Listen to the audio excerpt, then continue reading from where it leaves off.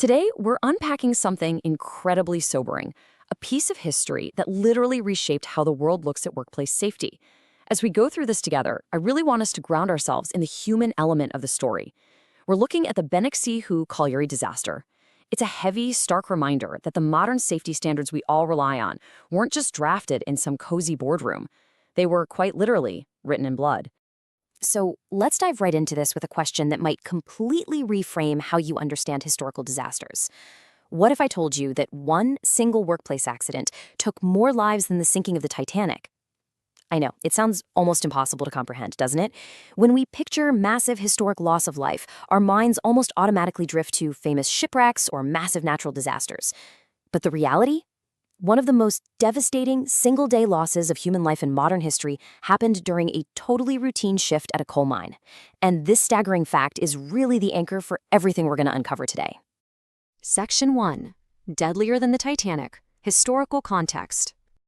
Let's set the scene. It's April 26, 1942, in northeastern China.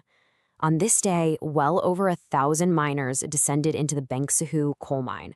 Now, the sheer numbers here are almost too vast to take in all at once, so let's just step back and visualize this exact moment.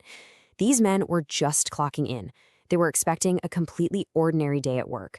Imagine the scene, hundreds of guys traveling down into the pitch black, going about their daily routines, completely blind to the fact that the very ground around them was essentially a ticking time bomb waiting to go off. You see, this mine was literally a disaster waiting to happen. The ventilation was incredibly poor, which meant highly explosive methane gas was just building up to crazy dangerous levels. On top of that, you've got thick coal dust suspended in the air everywhere, which is an insanely combustible material. Add to this a severe lack of any real safety equipment and practically zero emergency planning, you've got the ultimate recipe for absolute devastation. But here's the kicker. Despite all these massive glaring red flags, they just kept going. Hitting coal production targets was simply considered way more important than protecting the actual workers in the shafts. Section 2. The April 1942 explosion. The event unfolds. Then, completely without warning, a spark ignites that thick, suspended coal dust. And within seconds, literally seconds, a massive explosion races through the underground tunnels like a giant fireball. The sheer, terrifying force of this blast causes the mine passages to instantly collapse. Suddenly, those tight, confined tunnels are totally filled with raging flames and blinding smoke. And right behind that, deadly toxic carbon monoxide rapidly spreads through whatever pockets of air are left. Hundreds of miners were instantly trapped. It was this terrifying split-second chain reaction unfolding live right there in the darkness, leaving absolutely no safe avenue for escape. And then came a decision that compounded this tragedy in just an unimaginable way. Instead of launching a massive, immediate rescue operation, sections of the mine were actually sealed off. The logic was to cut off the oxygen and choke out the underground fire. And yeah, while that brutal tactic might have helped control the flames in the short term, it had a truly horrifying consequence. It trapped many of the surviving miners underground, essentially suffocating them in the dark. By the time this horrific event was finally over, 1,549 workers had lost their lives. Just let that massive number sink in for a second. 1,549 human beings. To this day, it remains the absolute deadliest mining accident ever recorded in human history. Section 3. Anatomy of a tragedy. Investigating causes. When investigators dug into this, they didn't just look for the spark. They looked at the entire broken system that allowed that spark to become so catastrophic. They found undeniable root causes.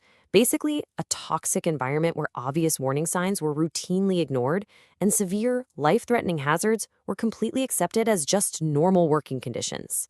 But the real, fatal priority driving all of this? Management's deliberate choice to value production quotas over human lives.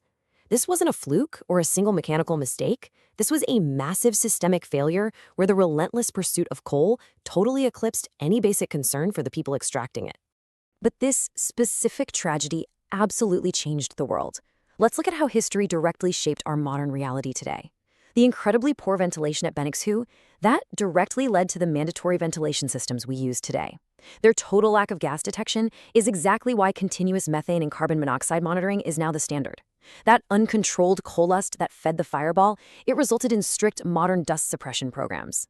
Because they used unsafe electrical gear capable of igniting gases, today we absolutely require explosion-proof equipment. And because those miners had zero escape routes, modern regulations demand multiple emergency exits and dedicated rescue teams.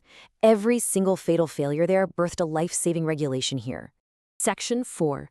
A legacy written in blood, global safety reforms.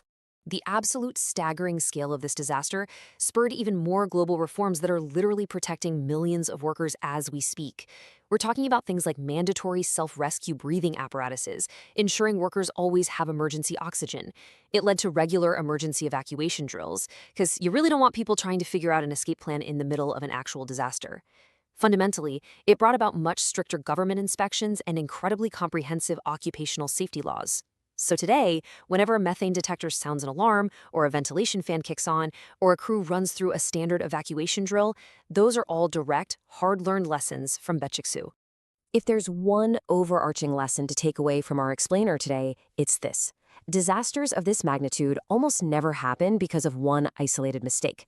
They happen when glaring warning signs are willfully ignored. They happen when extreme hazards become normalized.